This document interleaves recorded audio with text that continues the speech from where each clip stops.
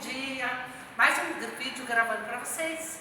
Hoje eu tô de luva, porque eu vou mostrar uma dica, que eu sou chefe de limpeza.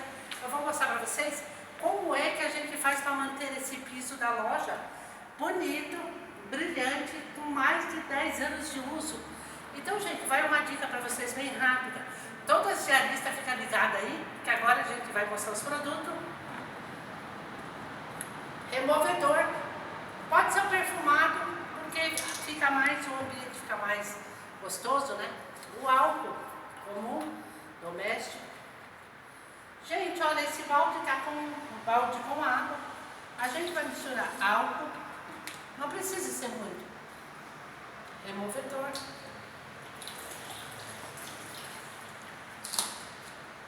Um pano.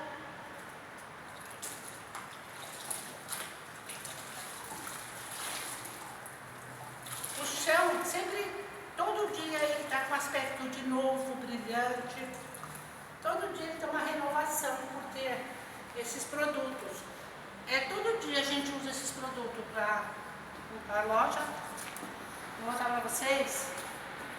Gente, ó, na mesma hora vocês notam a diferença. Como ficou limpo o piso. Olha, gente.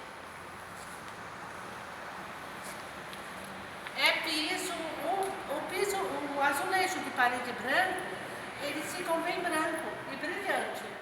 Esse daqui, porcelanato no caso, ele sempre fica com aspecto de novo. Sempre todo dia a gente passa o removedor com álcool. Essa é a minha dica de hoje.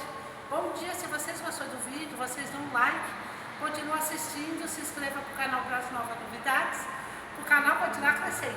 Obrigado, beijo!